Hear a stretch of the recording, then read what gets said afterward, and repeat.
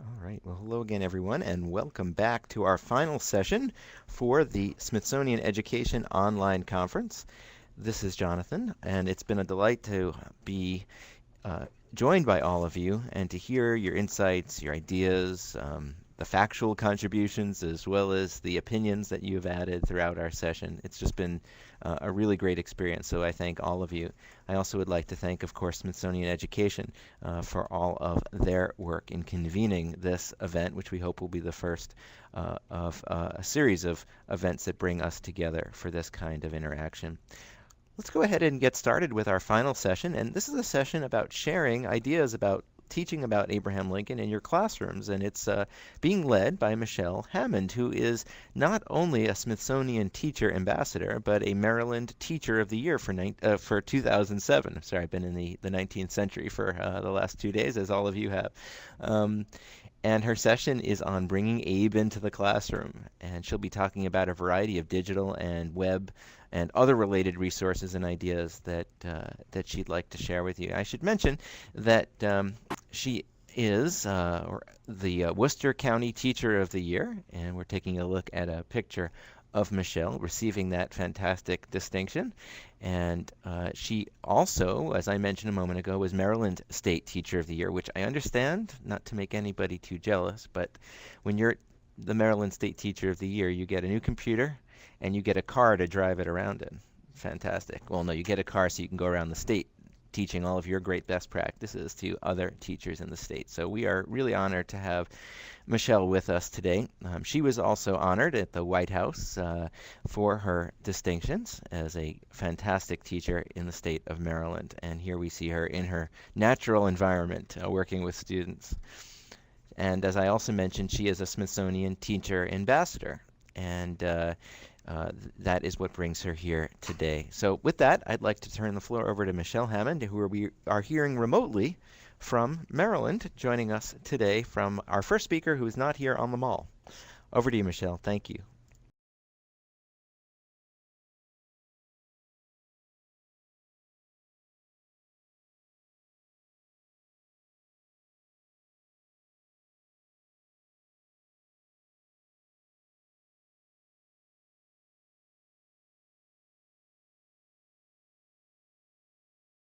Okay, and just a quick reminder to Michelle, hopefully the bell didn't ring and the classes are changing in between you. You can just click that little lock icon for us and we'll hear you. Thank you, Jonathan. I am broadcasting live from Stephen Decatur Middle School, and hopefully we will have a bell ring at 4:30, but hopefully it won't be too distracting. It might remind some of you of your experiences in school.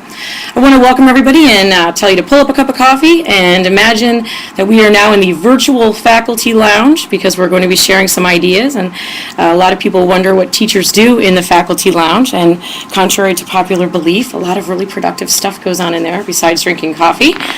We share a lot of our lesson ideas. And so I want you to kind of imagine this afternoon that we're all sitting around the table in the virtual faculty lounge and we're sharing some ideas of how you can use the sorts of resources that we'll look at today in the classroom. So please feel free, type in your own ideas, your comments, your questions. In my travels across the state of Maryland, I got an opportunity to interact with thousands of educators, and one of the biggest things that educators really wanted was more time to collaborate with other teachers about things they can use in their classroom, because unlike other careers, we're kind of alone and isolated and we don't get out to see what other people are doing so much. So this is an opportunity for you to type in your ideas and share your questions and comments about some of these resources that you can use in your classroom. Also, a shout out to a few of my students who are logging on today. I'm kind of using them as guinea pigs, and if they see anything that they think is something they'd like to have in the classroom, they can certainly let me know, and that's something that we might be working on in the future. And so let's get started. We've got lots of things we're going to be talking about today. Some objectives, we certainly want to look at some websites, and everybody's on a conference, so you guys are digitally motivated. We're going to look at some ways that you can bring Lincoln into the classroom besides the traditional worksheet kinds of activities that you typically see in a classroom. We definitely want to generate some excitement and enthusiasm because we're looking at the bicentennial of his birth, and I know there's going to be a lot going on with that, and I know the Smithsonian's doing a terrific job with that. And we really need to just network with other teachers and educators nationwide, so this this is really exciting that we get to do this today. The first one that I want to share is called Biz Avatar, and this idea comes to me from one of my student interns from Salisbury University by the name of Rayanne South. And Rayanne learned about this website in one of her classes, and she said, "This is neat, this taps into what kids are all about. I teach middle school. Middle school kids are often hard to motivate." So before we look at this website, I'd like to post a question. Is that possible, Jonathan? Okay. All right. And I want to ask, what is the biggest difficulty that teachers find in motivating students to learn? What is the biggest difficulty that teachers find in motivating students to learn?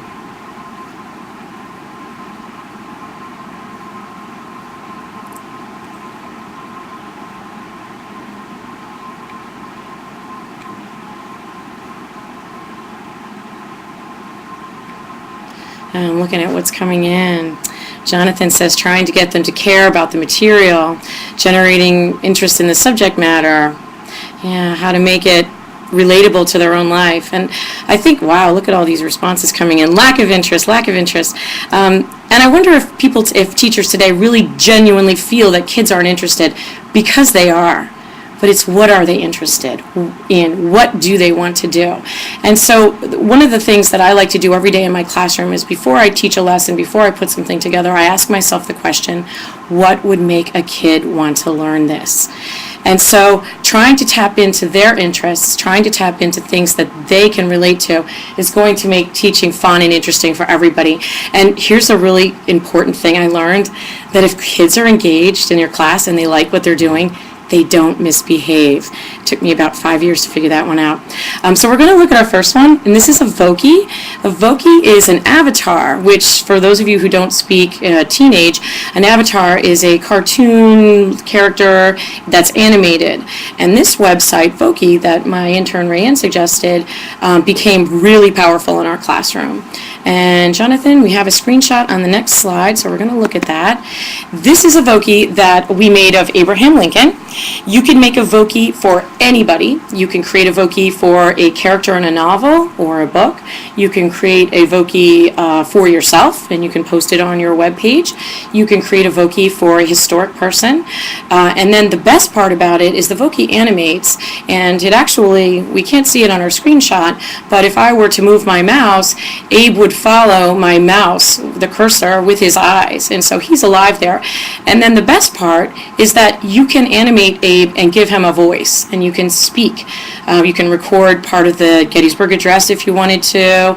You could record a famous quote that he said, or you can just make up something that you think he would say, and then when you save it and play it back, Abe will say the words that you gave him, and his mouth will move in sync with the words that you gave him. And I can honestly say my 7th grade students were pretty much obsessed with the Voki website for about a period of 2 weeks, and as a result, they learned a lot of classic quotes from famous people, and that's something we wanted them to do anyway. So it all came out of the avatars from the Voki website, and I'm thinking that this is a very powerful website that pretty much any grade level can use. And I want to ask a polling question, if I could. Is that possible at this time? We like spontaneity, so I'll do my best. You tell us Okay. what you like, we'll make it happen. Okay. I'm just curious about the grade levels that everyone is involved in. If everyone could kind of share their grade and their grade level and subject area. Because I'm pretty sure that this is something that you could use from kindergarten. We've used this successfully with English language learners who are just learning to speak the language. Look at all this. We've got some high school. Can you imagine creating your Shakespearean characters, you high school teachers, and putting them up there with their dialogue and having the kids record it? Wow, look at all these different grade levels we have. We've got social studies. Imagine, the Gettysburg Address as read by Lincoln.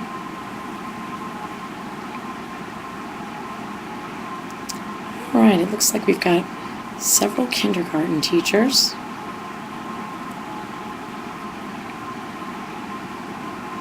Got middle school.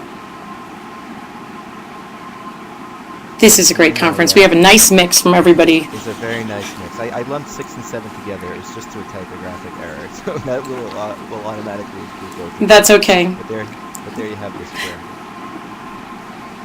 Excellent. And sixth and seventh graders obviously carry some of the same characteristics, example, doing the opposite of what you ask them to do.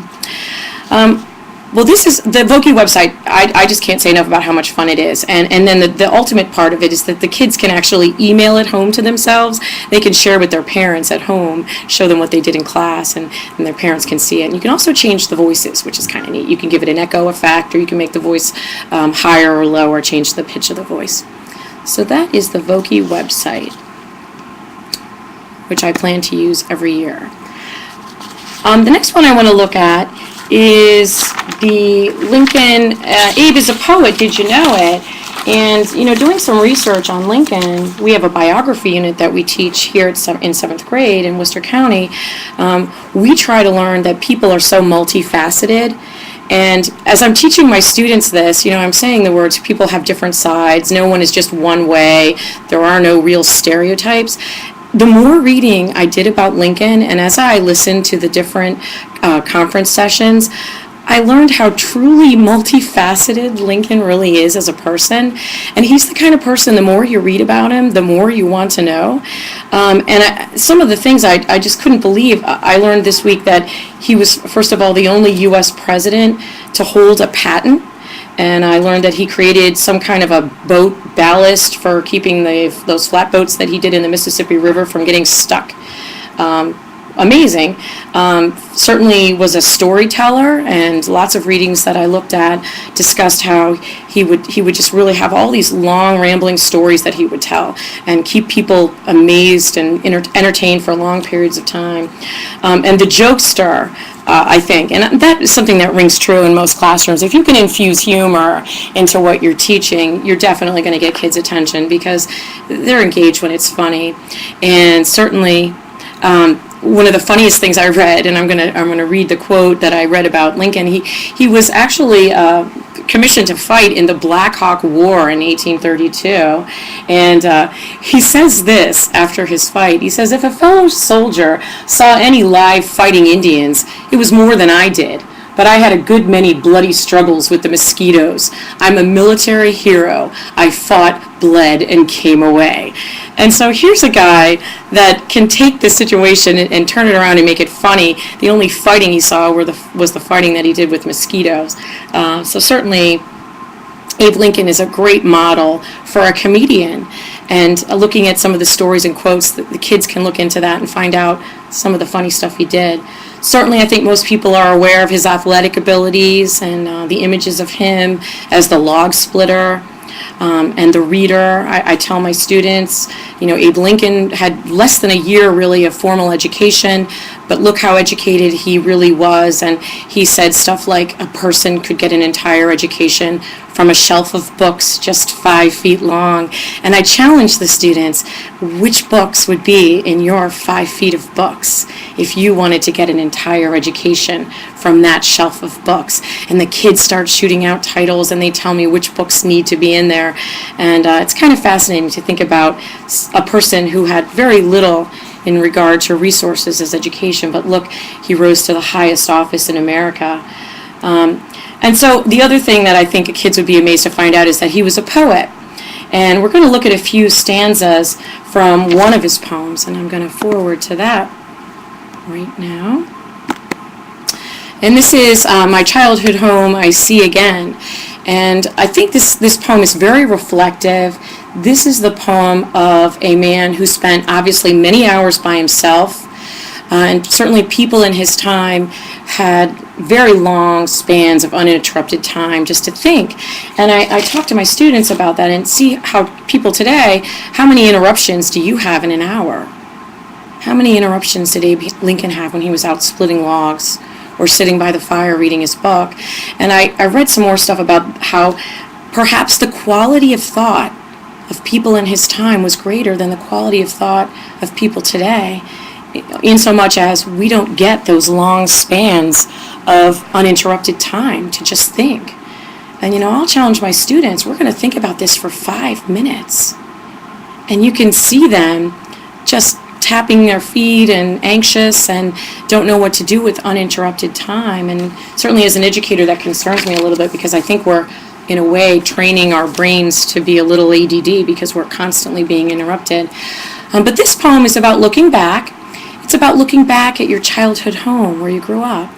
And this one might be an activity that I do during the poetry unit, where I'll have my students look at this poem and think about, in the future, what would you say if you looked back at your childhood home? What would you say about it? What details would you notice from your home? How would you put that together? Would you make a rhyming poem like Abraham Lincoln did, very rhyming, talking about the scenes of play and the grand waterfall and the mountains that are pleasing to the eye? What kind of picture would you paint of your childhood home? And I think that really gets the kids thinking. And they also see the different facets. They often think of Abraham Lincoln just as a politician, just as a president, but they don't think of people as their multifaceted ways that they are. And I think that's important. And that also lends itself to kids in school not judging each other, because there's always a different side that you don't see. And kids don't always think about that. And so we're going to go on. This is obvious, and I love this one for kindergarten and the elementary school when you're learning about money. And this is something that I might even bring into my 7th grade classroom. It's funny, if you ask kids, tell me which president is on which bill, they don't know a lot of them, but they all know the penny. They all know that Abraham Lincoln, his likeness is on the penny. It's also on the $5 bill. Some of them catch up with that. And so for this activity, we might, everybody can bring in a penny. Bring in a penny. We'll compare our pennies. We'll put our pennies in time order. We'll rub our pennies with some thin paper. It's important to use thin paper when you do a rubbing to create that image of Lincoln. And then we'll talk about, why is it that some of our first currency, why did it feature Abraham Lincoln? And we'll talk about the fact that he's kind of a martyred president, and how important he is to the American identity. As a matter of fact, interestingly enough, when I start my biography unit, I just have a blank board and I say to the kids, get out a piece of paper and write down the 10 most written about people of all time. Anyone who ever lived. The 10 most written about people of all time who ever lived. And give them about 5 minutes, and then we talk. We start putting names up on the board. It's amazing. Kids will have Oprah Winfrey. They'll have current people that they know, because of course the kids I'm teaching are about 12, 13 years old. But almost every list will include Abraham Lincoln. And to me that says something. That says something about our country's identity, that Lincoln is someone who everybody turns to as someone who's important. And so looking at the penny, we're able to really talk about that. And then I do the most amazing thing is when you turn the penny over, get a hand lens from the science teacher and look very closely at the image on the back, because you can actually see very, very small, tiny Lincoln sitting inside the Lincoln Memorial on the back of the penny. You can see his image seated there. And once you get the hand lens, the kids are like, wow, I never knew that was there. It's like you opened up a world, and they're never going to look at a penny the same way again. So there's lots of different ways that you can use common things. Everybody can bring in a penny. You can look at a $5 bill, get that hand lens out, and start looking at some of the details in it. So the penny for your thoughts, that's always a crowd pleaser for the kids, because it involves money, and they're interested in that. I see some people write about the kids enjoy using money to learn. Portraiture, Abe through art. This is within the last 5 years. I started using portraiture in my classroom, and I hadn't done that before, because I figured I was an English teacher, language arts, and that was the art teacher's area. But more and more we're finding out that kids learn through art. It's such a powerful way because it evokes emotion. And so for this activity, I'll bring in a piece of artwork and I will talk to the kids, similar to what Brianna White said from the Portrait Gallery in one of yesterday's sessions. She talked about reading portraiture. And what do you look for? Because there's lots of different things you're going to look at. There's the reading part of it. Can you see what's in the picture? And then she mentioned the analyzing part of it. And that's all about, can you make sense of what you see in the picture? And can you look at the symbols? What can you do to put it all together to read it? Because essentially, as a reading teacher, that's what we do with our books. I mean, most of us can read the words, but do we really know what the words are representing? And can we identify the author's tone and what's the theme and what's the message that the author is trying to get across? So we'll apply something like this just to a piece of artwork, and it's amazing what kids will come up with when they look at a piece of authentic artwork. And so I'm going to forward to a piece that I use in my classroom because there's so much going on in it. It's a very, very powerful piece. This is actually, this was mentioned yesterday. Brianna brought this up briefly. She had a slide that featured this. It's funny that we all kind of go towards the same things. But this is the first reading of the Emancipation Proclamation before Lincoln's cabinet by Francis Bicknell Carpenter. And he actually wasn't there to see it, so this is kind of recreated by him. So that's something that kids will consider, that it shows maybe bias, and we'll talk about bias. If he wasn't there, how is he showing some form of bias towards this event? And this was actually, the actual event was on July 22nd, 1862, and it was in the White House. And the Carpenter was a strong opponent to slavery. He was against it. And so I'm thinking that the painter obviously put in some symbols to support the opposition to slavery that Lincoln also had. So we're going to kind of look at the painting, and let me just ask people what you see and what do you think the attitude is in the room. So I'm going to put up a question. What do you see in this painting? What draws your eye? What's happening?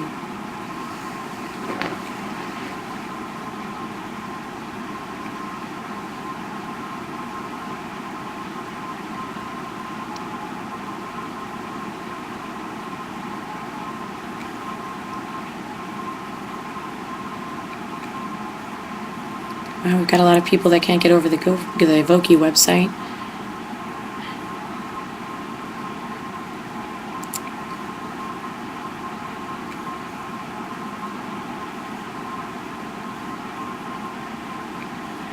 Right, well, we've got rooms centered around Lincoln. You can see, I tell my kids, just like you have to find the main idea in a piece of reading, when you're looking at a painting, there's a focal point. That's where your eye goes first, and that's where you're kind of keeping your eye set. You're looking at it and thinking more intently about a certain area.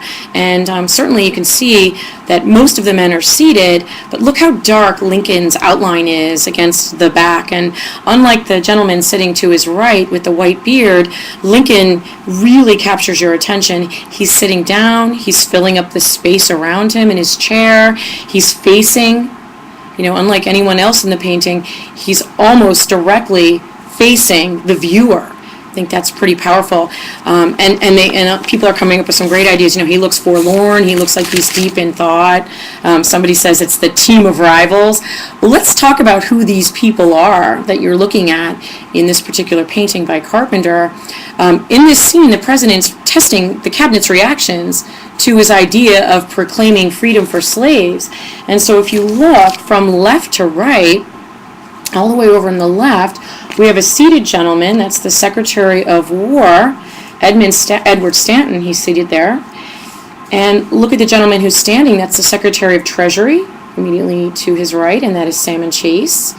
Then we have, of course, Lincoln himself seated. And then the Secretary of the Navy is the gentleman with the big white beard. That's Gideon Welles. And next to him is the Secretary of the Interior, Caleb Smith. He's standing. Then we have the Postmaster General, and that's Montgomery Blair. He is standing as well. Then we have the Attorney General, Edward Bates. He's seated. And then around the front of the table, we have the Secretary of State, William Seward. He's seated at the very front of the table. And I would ask my students to look at the way these people are seated around the table. What's the attitude that they have about the proclamation that Lincoln is about to give, to the entire Union? And kids will say stuff. They'll say, well, is this the way we sit in class? Do these people look interested? And they'll say, yeah, they do look interested. Is there any particular person in that scene who looks like they're not interested or not accepting? I tell my students 60% of your communication is your body language.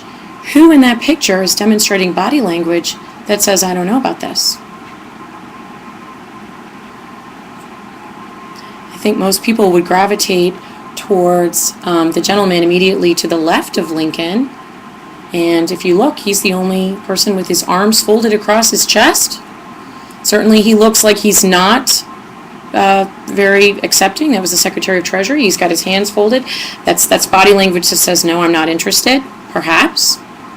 And all the other subjects seem to be looking towards the center. He seems to kind of be just kind of looking away from the rest of the group. So it's an interesting tableau that we have here.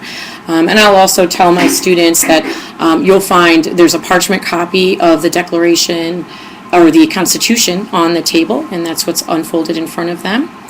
And if you look really hard at the chandelier, can anyone maybe identify what is it that you can see through the chandelier? It's a portrait on the wall. Nah, it's a little to the right of that. It's actually, if you look right at the chandelier, there's a part where it dips down and there's a portrait. It looks like Andrew Jackson, absolutely. Why is that in there? And I'll tell my students this is symbolic. It's symbolism, just like in literature, just like the dove represents love and the raven represents death. Andrew Jackson was a strong supporter of the Union.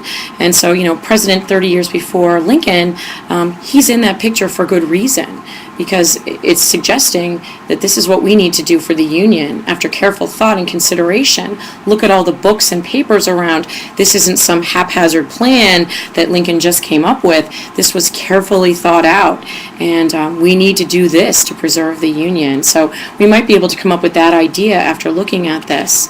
But this is just one example, and this picture could be used for many things. I could ask students to write similes and metaphors, using the tone of this painting to guide them. It was as somber as the closed library. It looks like these gentlemen are quiet. All the mouths are closed. There's just a thoughtful look about most of them.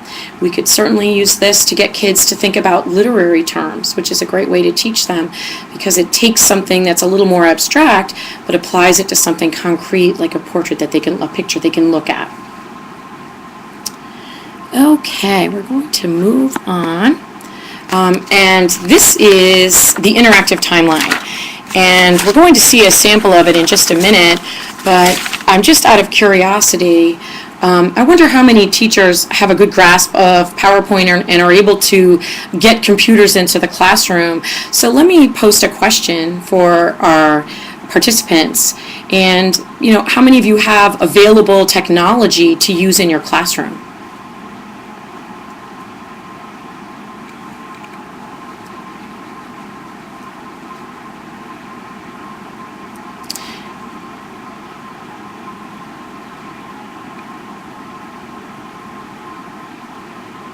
I know most schools are starting to have like a computer lab, and certainly mobile computer labs. Worst case scenario, I think, from talking to teachers across the state, is one computer in the classroom that students can get to. Good to hear it. We're very well equipped, most of us. Fairly well. Yeah, not so well. That's good news, that most of us are pretty, we've got about 41% of people that are very well equipped. That's good to know, because the interactive timeline is so much fun, and this can be applied to lots of different things. You could use an interactive timeline telling about the events in a narrative, in a story.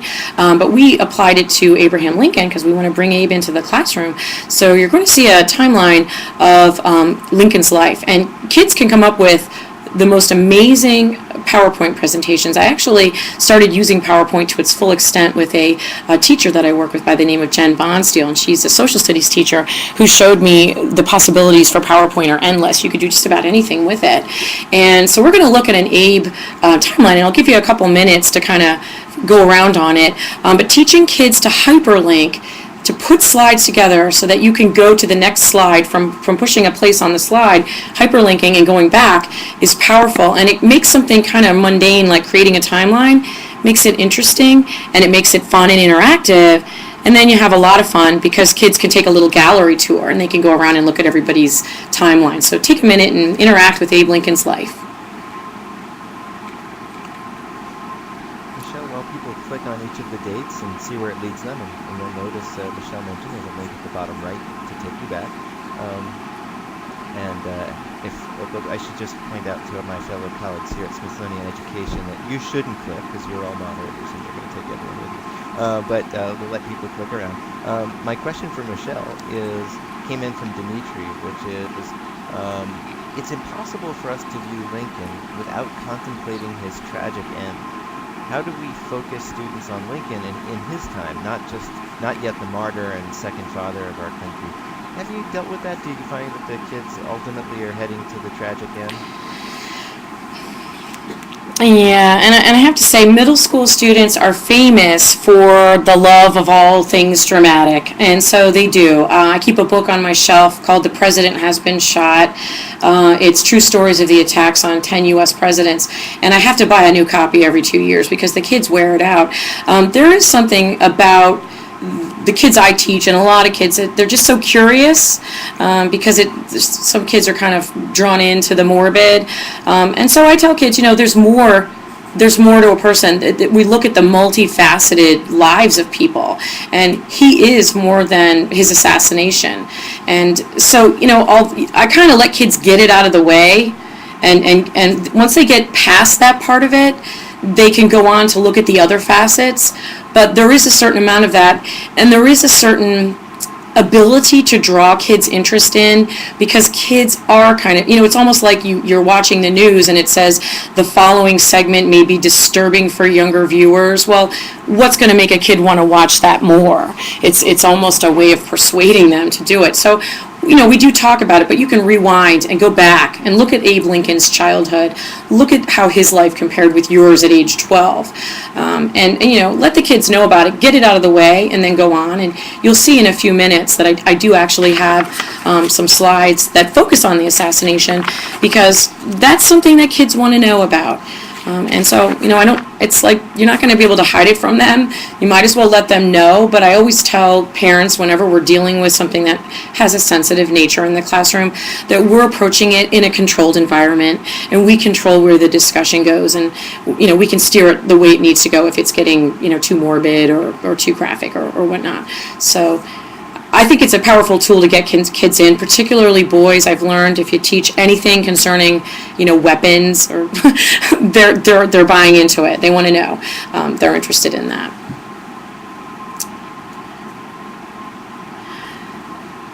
And kids have a great time making these timelines. And you could certainly make it for a book. You could make it for a chronology of events.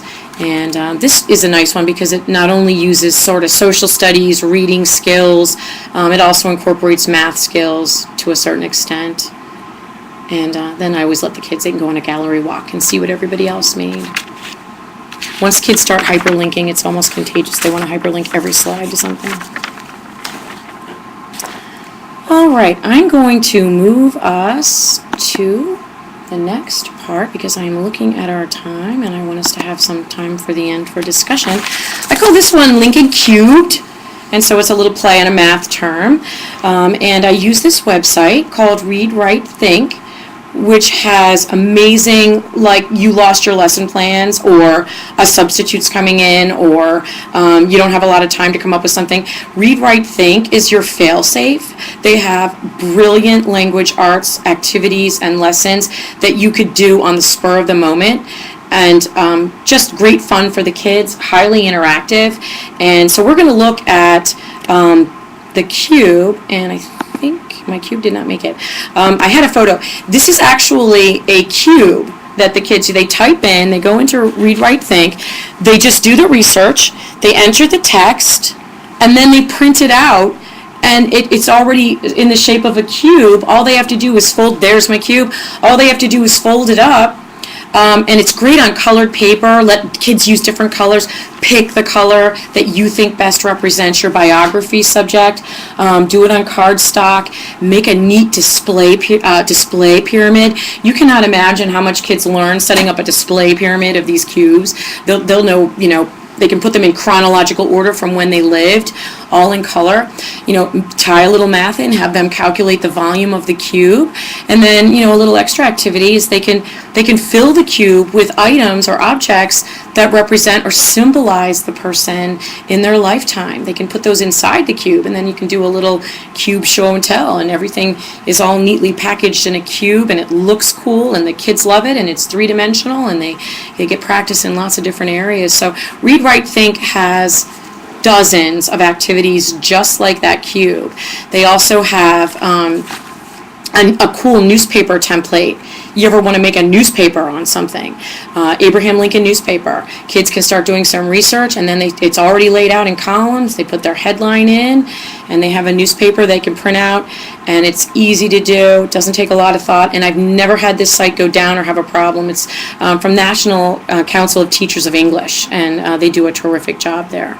So that's another one that I think that is really easy to use and is a lot of fun. Okay, this next one, this is the middle school mind. They love to throw a wrench in the machine. They love when things are odd, strange, and bizarre. They love, the first thing when the kids go to the library in the middle school is they want to run to the books of all the weird stuff, what are those books called? The books of the record books and the weird books, and they want to go find out all the things that are different. And I don't know what that is, maybe because they feel like they're freaks in middle school, who knows. But this activity involves analyzing some really bizarre similarities between the assassinations of Lincoln and Kennedy. And so I have the kids, we reflect on the assassinations, and we also end this activity with a song by Dion called Abraham, Martin, and John. Some of you may know it. It was released in the 60s, and it talks about the similarities of these three freedom fighters and civil rights activists. So let's go ahead and look at some of the things that we do. Naturally, if you show kids in middle school, particularly the boys, this is a Derringer. Oh, wow, they all know 8,000 different kinds of weapons. And here's a replica, and they'll look at that, and they'll, wow, how did he get that into the theater that night? And we talk about the Secret Service and how there really wasn't a Secret Service in Abraham Lincoln's time, or if there was, it wasn't very comprehensive like it is today. I once read Eleanor Roosevelt started the Secret Service because she carried a handgun in her purse. But I show the kids the gun here. We look at where Lincoln was sitting in the Ford's Theater, and we talk about the events leading up to, obviously, that very momentous and tragic evening. And then we also talk about Kennedy, and the kids see the similarities that, he was a fighter for civil rights, just like Lincoln was. And, he was taken out in his youth, and so was Lincoln. And we start looking at the similarities, and I tell the kids, let's look at some of the similarities here, and then, okay, they can come up with some. Then we look at some that have been sort of almost like an urban legend. So we're going to look at some of these, and I tell kids, if you see something here that you don't believe or you don't think is accurate or true, you're going to go find out. You're going to go on a computer, you're going to get on the internet and find out, verify, is this information accurate? And so we start with this slide of some odd coincidences. So let me let you take a minute. These are just kind of basic things. Lincoln was elected in 1846. Well, Kennedy was elected in 1946. We've got certainly, look at the difference in the years. That's a weird one, exactly a century apart. We have Lincoln elected president in 1860 and Kennedy in 1960. And okay, the kids are like, that's pretty amazing. Obviously, both men were concerned with civil rights. Lincoln was shot on a Friday. Kennedy was shot on a Friday. Okay, so it's a coincidence. Lincoln was shot in the head. So was Kennedy. And the kids will, okay, big deal, Mrs. Hammond. Let's see what else you have here. We go on to some more coincidences. Lincoln's secretary's last name was Kennedy. Kennedy's secretary's last name was Lincoln. Lincoln was assassinated by a Southerner, so was Kennedy. Lincoln was replaced by Andrew Johnson. Kennedy was replaced by Lyndon Johnson. Andrew Johnson was born in 1808. Lyndon Johnson, 1908. So we're seeing that 100 years separation again, and the kids are like, ooh, that's kind of creepy. Certainly John Wilkes Booth, who killed Lincoln, was born in 1839. Yikes. Lee Harvey Oswald, 1939. Kids love this stuff. Still weirder, John Wilkes Booth went by all 3 names, totaling 15 letters. Lee Harvey Oswald, guess what? 3 names, 15 letters. Lincoln was shot at the theater named Ford. Kennedy was shot in a car made by Ford. Lincoln was shot in a theater. Harvey hid in a warehouse. Kennedy was shot from a warehouse, and Oswald hid in a theater. So we've got some weird juxtapositions of where the assassins were when they did the shooting and then after the shooting. Certainly, Booth and Oswald were both assassinated before the trial. And this is another weird one. 1 week before Lincoln was shot, he was in Monroe, Maryland. And so it goes, 1 week before Kennedy was shot, he was with Marilyn Monroe, the actress. Booth, and this one, I'm still working on verifying this one, but several sources have said that Booth, because the Ford Theater was directly across from the boarding house where Lincoln went after he was shot, Booth once lay in the very same bed that Lincoln died in. Kennedy's, and certainly that's a weird coincidence, and of course Kennedy's brother was assassinated too at a later date. So we have some very bizarre coincidences. Let me take it back to that one. That's very powerful with middle schoolers. You could hear a pin drop in the classroom. I could see high school kids liking this too. And then, challenge them to find some numeric similarities between 2 famous people or 2 characters or any other place. It takes a lot of analytical skill to come up with these kinds of things. Yeah, when I first saw these, I was simply amazed. I said, I have to bring this into the classroom. Truly, kids gravitate towards the bizarre and the ironic and the strange. Okay, I'm looking at our time, so I'm going to take us to our next slide. And I don't think any of us would be here today if it wasn't for the great folks at the Smithsonian. They did an amazing job of helping me to become a Smithsonian teacher ambassador.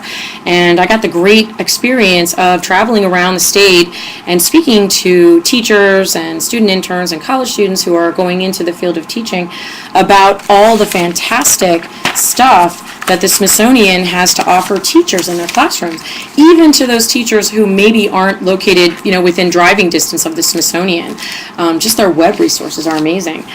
Tons of Lincoln resources, and this stat truly floored me. With all the museums they have, it's so amazing that at any given time, only 2% of their collection is on display in the museums. And I don't think we as Americans realize what a fantastic gift we have through John Smithson, and the fact that the whole museum was started by someone who never even came to America until after he was dead. 2% of the stuff is on display. That's how much the Smithsonian has. 98% of their stuff has to be warehoused somewhere because they don't have enough places to put it. And so the cool thing about Smithsonian is that they're digitizing their artifacts for teachers, for college students, for people who are studying, and you can go and use their website where they have a completely searchable, high quality website where you can search, get high resolution graphics of their photographed artifacts, some of them even in 3 dimensions, which is neat. The stuff is terrific. For example, if I brought up a painting, my students study Winslow Homer, during our biography unit, I pull up a Winslow Homer, and as you zoom in on the great high quality graphics, you actually can see the brush strokes the closer you get. And this isn't something you're going to find in a Google image search. So if you go into the educators portal on the Smithsonian webpage, you can search by your content that you teach, you can search by your grade level, you can search by subject. You can just load in Abe Lincoln and in the subject bar, and everything will come up that they have. And they have so many interactive things. One of my favorites is called Mr. President. Mr. President is a collection, it's really an encyclopedia, but it's so easy to navigate through, high quality graphics for all the presidents in order. And you can go in and pull that information up for kids who are studying the various presidents. And you can also go in and look for artifacts from Lincoln's time period. I want to find out about the 1860s. I want to know what they had back then. We can look and we can see what the technology was in Lincoln's time. We can look in and we can see what Lincoln's house might have looked like, how it was furnished, what the First Lady wore. They have some of those things on display, and they also have them archived in high quality photographs that you can actually, you put them all in a selection basket and you send them right back to yourself via email, and it's all there for you to put up on your screen. And with the computers and the way we project things, the graphics are so terrific, high resolution. It's not grainy. It's very searchable. And so that's another way that you could certainly bring Abe into your classroom via the Smithsonian website. Well, I'm looking at the clock and I see that we have a few minutes left, and I want to give everyone an opportunity. If you have any questions, now would be a really great time.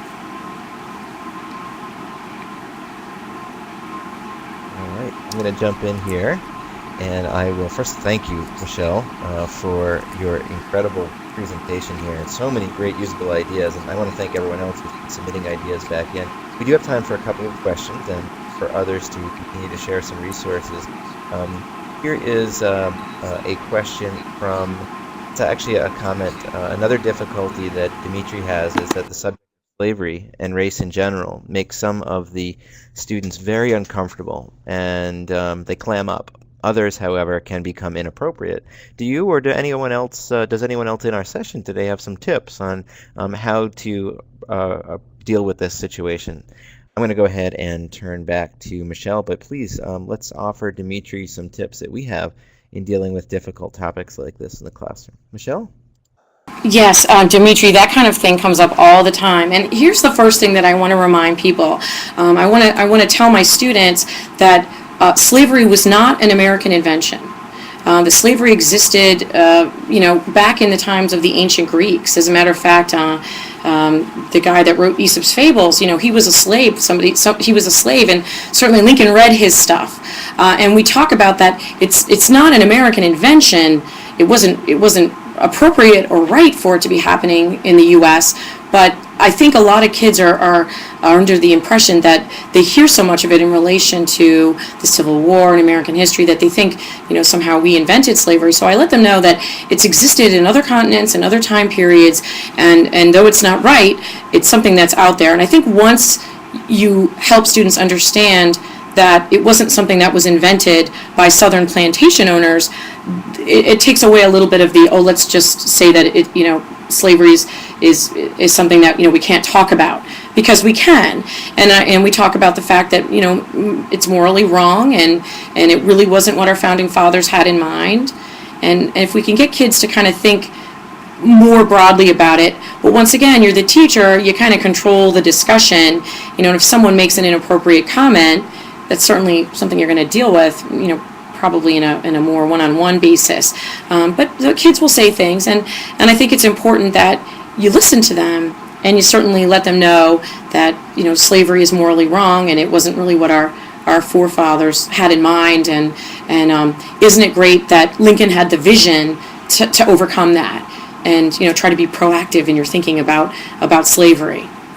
That's a good question, though, Dimitri. And inappropriate stuff comes up all the time in middle school classrooms, and you just have to kind of get an edge on how to handle it and steer it the way you need for it to happen. Thanks, Michelle. And there have been a number of people adding their perspective and experience. In fact, even tying it to the present day, which, as Donald points out here, that slavery still exists today. So there's also a way of making it relevant and tying it to current events. So really a nice sharing of ideas. What I'd like to do, Michelle made a really interesting comment earlier about it. She listed off just the top of her head a few of the things that she learned while participating in the conference today. And I'd like to go ahead and turn that question out to all of you. Let's go ahead and bring up a chat box. What did you learn during this conference that you'll either use in your classroom or that you will just apply to your understanding of history or art or science? Name one thing. If we have each person who's in right now share with us one thing that they learned, and there may have been many, and you can go ahead and hit enter and then come back and type something else.